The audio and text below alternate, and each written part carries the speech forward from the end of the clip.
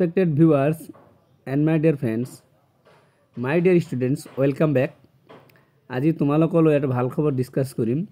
ভাল খবৰ ছাত্ৰ ছাত্ৰীৰ বাবে নিযুত মইনাৰ পিছত জীৱন প্ৰেৰণা আঁচনি আহি গ'ল।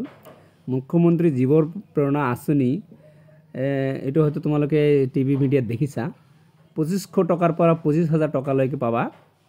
কোন ছাত্ৰ ছাত্ৰী পাব এই সুবিধা পাব আৰু কি কৰিব লাগিব, কি কৰিলে তোমালোকে এই টকাটো পাবা। আজিৰ এই ভিডিঅ'টো ডিসকাস কৰিম, এনালাইজ কৰিম আৰু এইটো কিমান দূৰ উপযোগী হ'ব হেয়াও আলোচনা কৰিম। সো গতিকে ভিডিঅ'টো শেষলৈকে চাবা। And one request to you, চেনেলত নতুন হ'লে ছাবস্ক্ৰাইব কৰি দিবা, পেজত হ'লে ফলো কৰি দিবা। So let's start the discussion. মুখ্যমন্ত্ৰী ইতিমধ্যে ঘোষণা দিছে বা মানে ফাইনেন্স মিনিষ্টাৰৰ ঘোষণা দিছে যে নিযুত মইনা আঁচনি যেটো ছোৱালীসকলৰ বাবে আছিল এইবাৰ আহিল ল'ৰাসকলৰ কাৰণে ভাল খবৰ। হয়, গ্ৰেজুৱেট হোৱাৰ পিছত মুখ্যমন্ত্ৰী এই বিষয়ে কি কৈছে মই এই কথা আপোনালোকক শুনাম। গ্ৰেজুৱেট হোৱাৰ পিছত ঘৰৰ পৰা মা আৰু দেউতাই টকা বহন কৰিবলৈ কষ্ট পায় বা তেতিয়া হয়তো টকা বহন কৰাৰ পৰিস্থিতিও নাথাকে। তো কোনোবা ল'ৰা বা ছোৱালী গ্ৰেজুৱেট হোৱাৰ পিছত ডাইৰেক্ট গ্ৰেজুৱেট হোৱাৰ লগে লগে কিন্তু চাকৰি নাপায়। গতিকে এই চাকৰি নোপোৱা পিৰিয়ড মানে 1 বছৰৰ কাৰণে, গ্ৰেজুৱেট হোৱাৰ 1 বছৰৰ কাৰণে এই মুখ্যমন্ত্ৰী জীৱন প্ৰেৰণা আঁচনি নতুন এটা আঁচনি, এই আঁচনিটোৱে কাম কৰিব।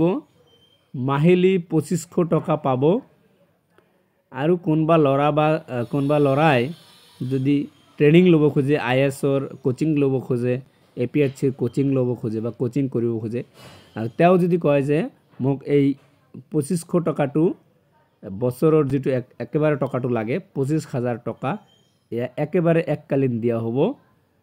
তো গতিকে গ্ৰেজুৱেশ্যন কৰাৰ পিছত যিবোৰ ল'ৰা মানে আগলৈ পঢ়িব বিচাৰে এই পঢ়াৰ ক্ষেত্ৰতে কিন্তু এই ধনখিনি কামত আহিব।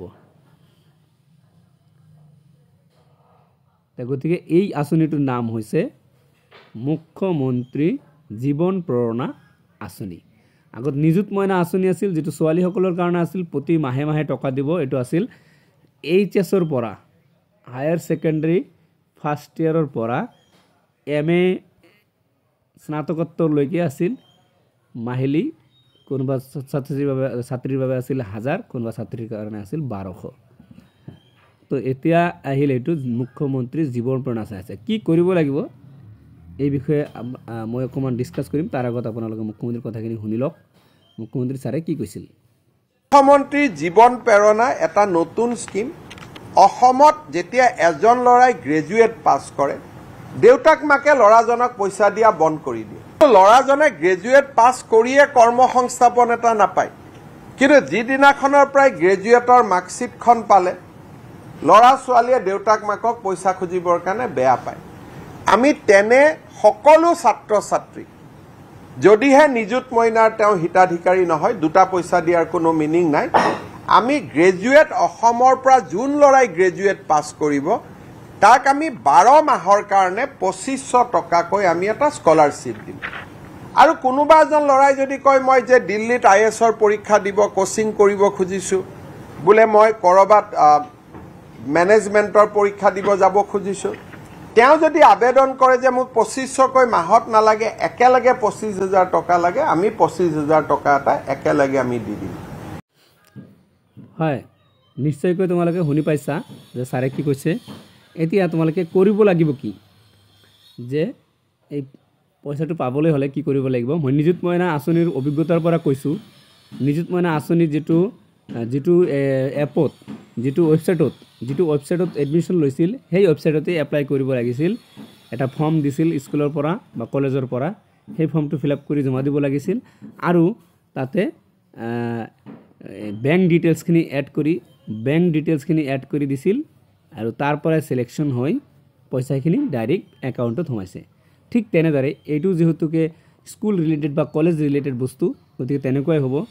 তাতো এই যিটো ৱেবছাইটৰ পৰা তোমালোকে এডমিশ্যন লৈছিলা বা নতুন ৱেবছাইটত দিব পাৰে, সেই ৱেবছাইটত গৈ তোমালোকে এপ্লাই কৰিব লাগিব যে মই গ্ৰেজুৱেশ্যন পাছ কৰিছোঁ, ইমান মাৰ্কছ পাইছোঁ, অমুক ইউনিভাৰ্চিটিৰ পৰা পাছ কৰিছোঁ।